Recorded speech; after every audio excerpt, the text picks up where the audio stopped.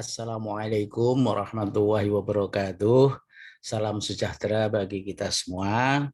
Baik, saudara-saudara sekalian, berikut akan dijelaskan kunci jawaban ujian tengah semester mata kuliah Fisika 2 jurusan Teknik Industri FTI yang dilaksanakan tanggal 26 April 2022 yang lalu.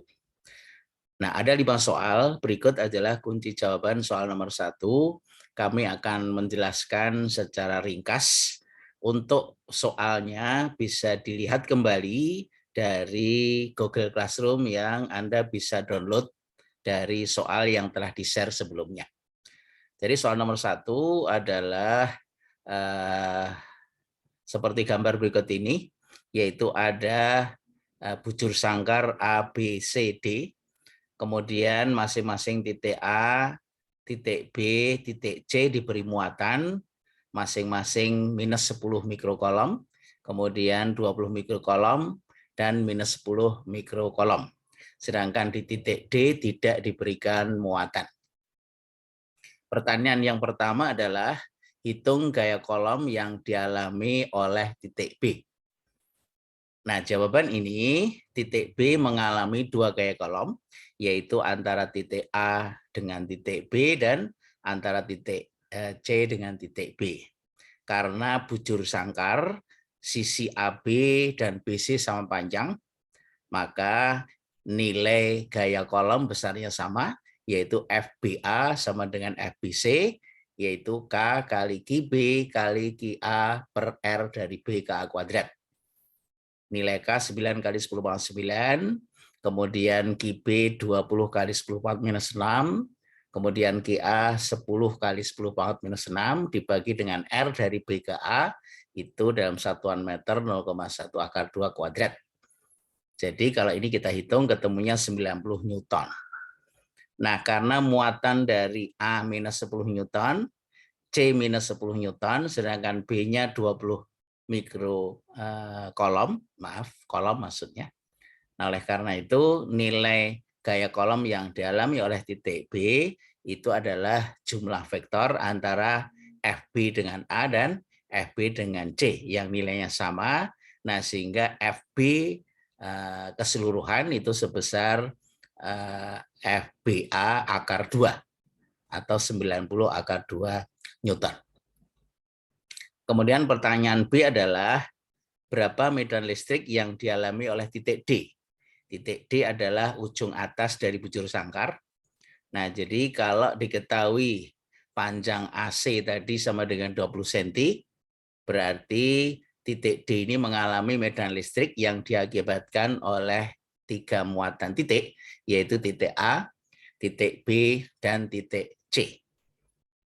Nah, kemudian medan listrik yang disebabkan oleh muatan titik A itu besarnya sama dengan EDA, itu sama dengan EDC, karena nilai muatannya sama dengan K kali GA per R dA kuadrat, sama dengan 9 kali 10 pangkat 9, kemudian dikalikan 10 kali 10 pangkat minus 6, muatannya dibagi dengan RDA kuadrat. RD dari A ini sama dengan sisi bujur sangkar, yaitu 0,1 akar 2 dikuadratkan. Nah, kalau kita hitung, ini nilainya adalah 4,5 kali 10 pangkat 6 Newton per kolom. Nah, kemudian ED ke arah Y, karena ada 2 nilai EDA dan EDB, ini kalau kita jumlahkan sama dengan EDA akar 2, karena nilainya sama. Nah, itu adalah medan listrik titik D ke arah Y negatif. Yang kalau kita hitung nilainya adalah 4,5 kali 10 akar 2 kali 10 pangkat 6 Newton per kolom. Nah, sedangkan medan listrik yang diakibatkan oleh titik B itu arahnya ke atas karena muatan titik B adalah positif, berarti ED Y positif sama dengan K kali QB per R dari D ke B kuadrat. Jadi kalau kita hitung nilainya 9 kali 10 pangkat 9 kali 20 kali 10 pangkat minus 6 per 0,2 dikuadratkan, ketemunya 4,5 kali 10 pangkat 6 Newton per kolom. Nah, sehingga ED yang kita jumlahkan dari 3 vektor tadi, itu sama dengan EDY negatif dengan EDY positif yang dijumlahkan, yaitu sebesar EDY negatif dikurangi EDY positifnya sama dengan 4,5 kali 10,6 Newton per kolom. Jadi hasilnya itu kalau kita hitung ketemunya 6,36 kali 10,6 Newton per kolom dengan arah sumbu Y negatif. Nah, itu pertanyaan bagian B.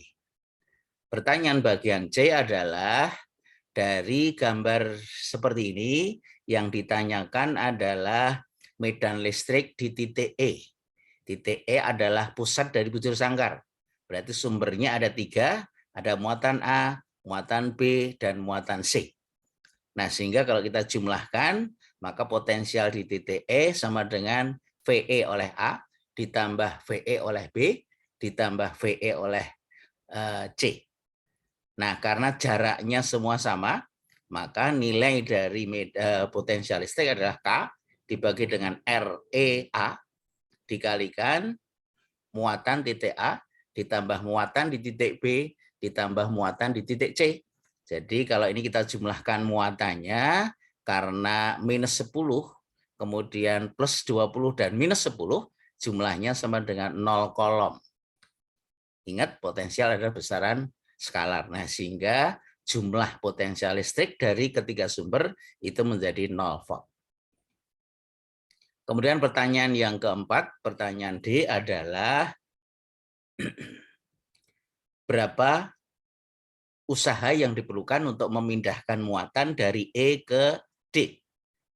Nah, VD sudah dihitung tadi, itu sama dengan VD oleh A, ditambah VD oleh B, ditambah VD oleh C.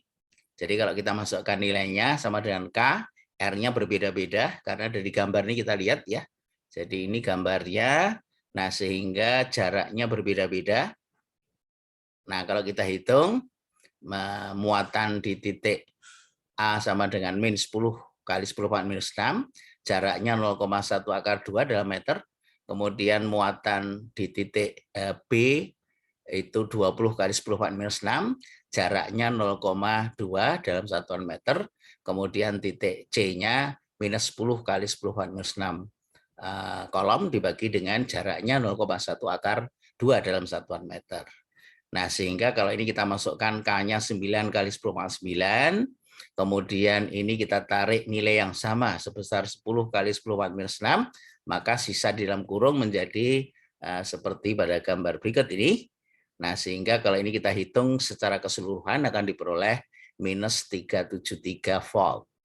Nah, jadi usaha yang diperlukan itu sama dengan muatan yang dipindah kali beda potensial. Potensial titik E sama dengan 0 sudah dihitung dari bagian C. Kemudian potensial titik D sudah dihitung minus 373 volt. Sehingga usaha yang dilakukan adalah muatan kali beda potensial. Jadi sama dengan muatannya 20 kali 10 minus 6 dikalikan beda potensial VE sama dengan 0 dikurangi VD 373 volt. Jadi ketemunya 7,45, satuannya adalah Joule ya. Nah, itu adalah usaha yang diperlukan untuk memindahkan muatan dari titik E ke titik D. Baik, untuk soal selanjutnya nomor 2 akan dilanjutkan bahasan pada bagian yang kedua dari penjelasan ini. Terima kasih. Silahkan dilanjutkan untuk bagian yang kedua. Assalamualaikum warahmatullahi wabarakatuh.